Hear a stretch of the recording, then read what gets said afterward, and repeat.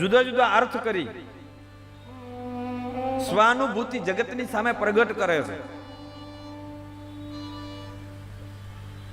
પણ એ બધા જ અર્થને જો સમજવા હોય તો બીજો શ્લોક છે ને એને ધ્યાનમાં લેવો જરૂરી. એટલે બીજા શ્લોકમાં સમજાવવામાં આવ્યું કે જેને ભાગવત સાંભળવું છે, જેને ભાગવત સમજવું છે, જેને સત્યની ઓળખાણ કરવી છે, એને ધર્મ પ્રવજિત કહેતોત્ર પરમો.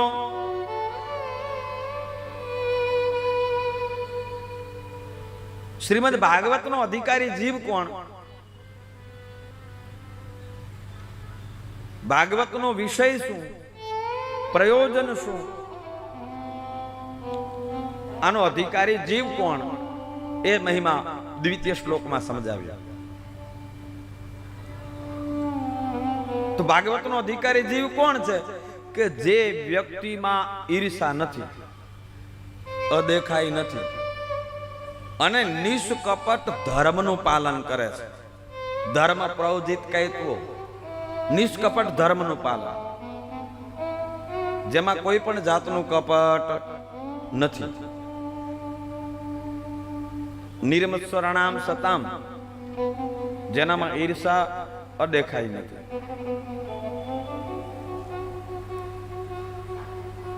આપણે આમાં ક્યાં છીએ ભાગવતને સમજવા માટે પ્રયત્ન કરવો. કારણ કે ભાગવતનો અધિકારી જીવ કોણ છે? કોણ સમજી શકે, કોણ જાણી શકે?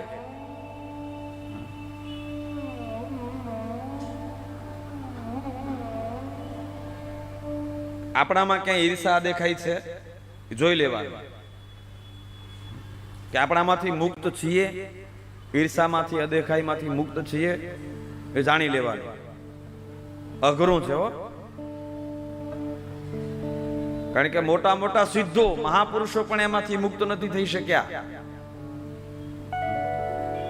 પણ શરૂઆત ક્યાંથી? ધર્મથી કરો.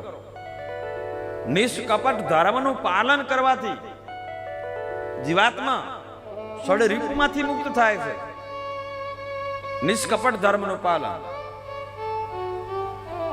અને નિષ્કપટ ધર્મના પાલનથી જીવાત્માની મનની વૃત્તિઓ શાંત બને છે, મન નિર્મળ બને છે. મન જ્યારે નિર્મળ બને ત્યારે આ જીવાત્મા ઈર્ષા અદેખાઈ એમાંથી મુક્ત થઈ શકે. એટલે બીજા શ્લોકમાં પહેલો શબ્દ ધર્મ મૂક્યો. ધર્મ પ્રવજિત કહેતો. ઈર્ષાનું પ્રાગટ્ય ક્યાંથી? બોલો, ઈર્ષા પ્રગટ કેમાંથી થાય છે? બીજાનો સારો જોઈ ન શકીએ ત્યારે, કોઈનો સારો આપણાથી દેખાય નહીં ત્યારે ઈર્ષા પ્રગટ થાય. આંખમાંથી ઈર્ષા પ્રગટ થાય છે.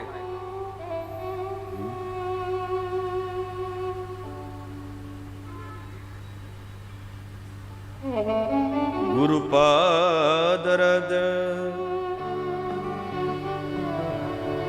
મૃદુ મંજુલ અંજન નયન અમીય દ્રગદોષ વિભંજ. એટલે ઈર્ષાથી જીવાત્મા મુક્ત થયા ત્યારે ભાગવતનો અધિકારી બને. ઈર્ષા કેમાં પ્રગટ થાય? તો આંખમાંથી. અને આંખમાં રહેલી ઈર્ષાને દૂર કરવા માટે શું કરવું જોઈએ? તો માનસ સમજાવે છે, ધ્યાનથી સાંભળજો. આંખમાં કચરો પડ્યો હોય ને તો કદાચ દૂર કરી શકાય. આંખમાં કોઈ તણખલું પડ્યું હોય ને તોય તમે દૂર કરી શકો. પણ આંખમાં ઈર્ષા રૂપી અદેખાઈ રૂપી તણખલું પડ્યું હોય તેને કેમ દૂર કરવું? હળવદમાં મેડિકલમાં જઈને તમે પૂછી આવો કે અમારી આંખમાં ઈર્ષા પડી છે ને દૂર કરવી છે, એવી કોઈ દવા ખરી? આંખ મારથી ઈર્ષા દૂર થઈ જાય, ઈર્ષા એવી કોઈ દવા ખરી? અમારે અહીંયા તો નથી, કચ્છમાં તો નથી. અહીંયા કદાચ મેડિકલમાં મળતી હોય ભગવાન જાણે છે. પણ શાસ્ત્ર કહે છે ગુરુપદ રજ મૃદુ મંજુલ અંજન નયન અમિય દ્રગ દોષ વિભંજન. આંખમાંથી ઈર્ષાને દૂર કરવા માટેનો એક જ ઉપાય ગુરુના ચરણની રજ લગાવીએ માથા ઉપર અને ઈર્ષા આંખમાંથી દૂર થઈ જાય સાહેબ. બસ ગુરુના ચરણની રજ એટલે ગુરુના ચરણની રજનો મહિમા છે બહુ. એટલે શરૂઆતમાં કહ્યું છે ધર્મ પ્રવજિત, નિષ્કપટતા પૂર્વક ધર્મનું પાલન કરવું હોય તો કોઈ સાચા સદગુરુની શરણાગતિની જરૂર છે.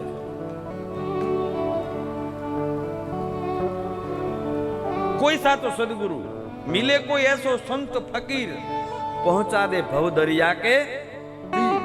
આ બધા અનુભવના શબ્દો છે ભાઈ. એમને એમ નથી લખ્યા, જેણે જેણે લખ્યા છે ને એમને એમ નથી લખ્યા.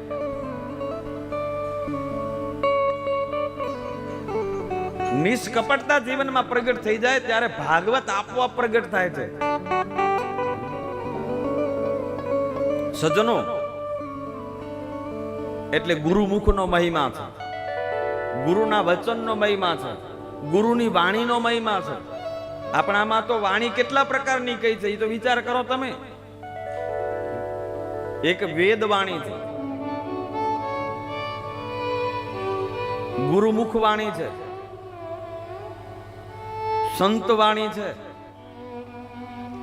આકાશવાણી છે. કેટલા પ્રકારની વાણીનો મહિમા કયો છે.